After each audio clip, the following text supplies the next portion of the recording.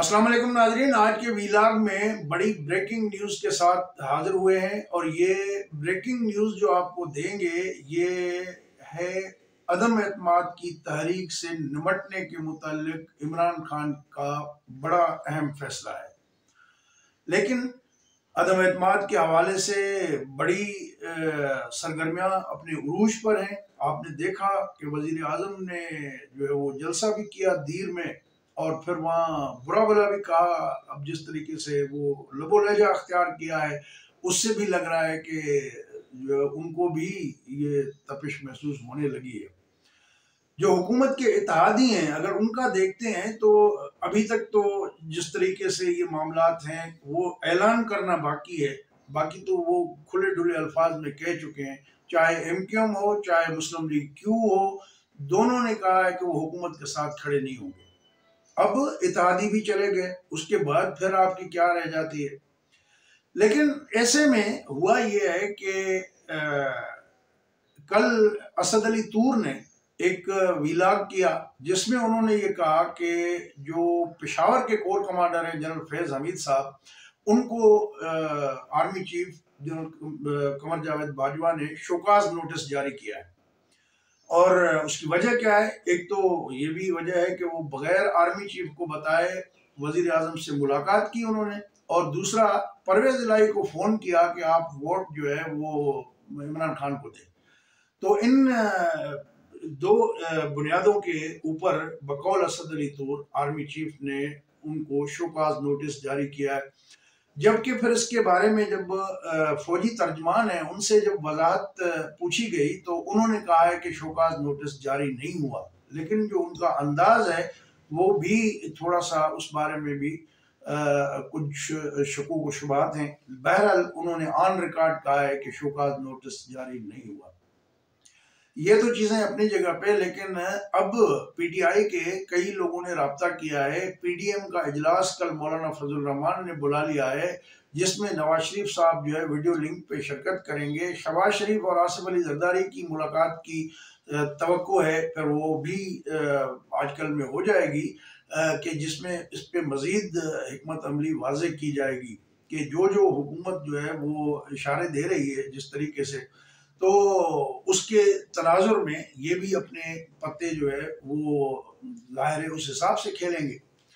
तो जो भी मामला चल रहे हैं उससे तो ये बिल्कुल हकीकत खुल के वाजे होके सामने आई है कि इमरान खान साहब के लिए 3.5 साल से जो मामला तय किए जाते थे, जो भी मुखालिफ था उनको सबक सिखाना होता था, किसी को कुट लगानी थी, किसी को गोली मारनी है, किसी को डराना है, किसी को अगवा करना है, जो भी करना है, वोट दिलवाना है, वो सारे काम जो है उस वक्त के DGISI साहब जो है वो किया करते थे, फैज हमीद साहब।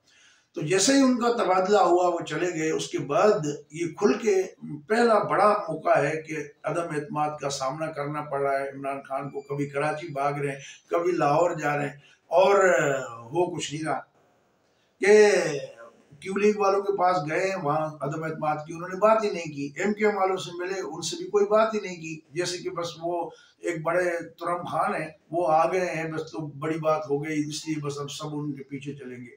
तो अभी MQM की भी जरदारी साहब के साथ मामला तय पा गए हैं। लेकिन क्यू लीग बहुत सियाने लोग हैं, बहुत जीरक सियासतदान हैं, लेकिन उनसे गलती हो गई और उन्होंने पंजाब की चीफ मिनिस्टरशिप खो दी फिलहाल। क्योंकि जरदारी साहब के साथ जब चौधरी शुजात की मीटिंग हुई थी तो उसमें क्लियर कट उन्होंने कहा था कि चौधरी साहब तुसी लेट हो गए हो, तो तुसी देर कर देती है। तो जाहिर है कि फिर उन्होंने कहा कि ज्यादातर तो यही कि अब मैं ये कर सकता हूँ कि जो परवेज इलाही साहब हैं जो बतौर स्पीकर रहेंगे तो उनके खिलाफ कोई अदम एतमाद वगैरह नहीं आएगी अगर आप हमें वोट देते हैं। इससे ज्यादा फिलहाल मैं कुछ नहीं दे सकता, क्योंकि जो प्लान बी था उनका, और प्लान बी का इंचार्ज मियाँ नवाज शरीफ हैं, तो जिनसे अलीम खान भी मिले हैं, जहांगीर तरीन भी लंदन में है, तो नवाज शरीफ साहब उसको लुक आफ्टर कर रहे हैं कि पंजाब में अब फैसला क्या होगा। तो जरदारी साहब ने कहा कि बाल मेरे हाथ से निकल गया है, लिहाजा अब ये फैसला नवाज शरीफ करेंगे। तो ये सारी चीजें जो डेवलपमेंट्स हुई हफ्ते भर में, तो इनसे तो आप आगाह होंगे। लेकिन जिस तरीके से इमरान खान साहब अभी परेशान हुए हैं, अब जिस तरह चौधरी परवेज इलाही के हवाले से ये बात भी आई कि उन्होंने जनरल फैज हमीद साहब ने फ़ोन किया, उन्होंने फिर उसको जो है वो माजरत की है। और फिर क्यू लीग का और शेख रशीद का मैच पड़ा हुआ है। शेख रशीद से भी जो है उसने एक उन पे इल्ज़ाम है कि उन्होंने एक मुखबरी की थी, प्राइम मिनिस्टर हाउस में एक मीटिंग हुई थी, उस मीटिंग के हवाले से जो है वो एक कोई ऑडियो भी लीक हुई है, उसका भी इल्ज़ाम उन पे आ रहा है। तो इमरान खान साहब बड़े नाराज़ हैं शेख रशीद पे, और ये जो शेख रशीद JUI को बुरा भला कहते थकते नहीं हैं, तो ये इसका सबब ये है कि वो इमरान खान साहब को खुश करना चाहते हैं। आए रोज़ उनकी खुशामद में कई बयान उनको दागने पड़ते हैं, तो वो लड़ पड़े हैं क्यू लीग वालों के साथ। अरे भाई, आपका एक वोट है शेख साहब, आप इंटीरियर मिनिस्टर बने हुए हैं, इतनी अहम वजारत ली हुई है, और दूसरों को बोलते हैं कि 5 वोट हैं इसलिए आप वजारत आला की बात न करें। तो बहरहाल क्यू लीग की और इमरान खान साहब के दरमियान भी खलीज वसी हो गई है, और इसका बाज़ाब्ता सिर्फ ऐलान बाकी है। क्योंकि जो मीटिंग सनीचर के रोज़ चौधरी शुजात और परवेज इलाही और दीगर लोगों की हुई, तो उसमें उन्होंने कहा है कि सैटरडे को, संडे को भी जो है मीटिंग उनकी दोबारा होगी, तो उसमें बाज़ाब्ता ऐलान जो है हो जाएगा।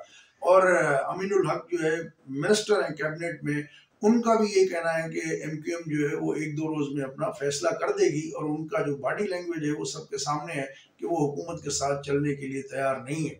और अमीनुल हक का ये कहना कि इमरान खान ने कोई ग्रीन लाइन बस सर्विस शुरू की, ये कोई एहसान नहीं किया है, ये कराची के लोगों का हक है क्योंकि वो टैक्स भरते आ रहे हैं।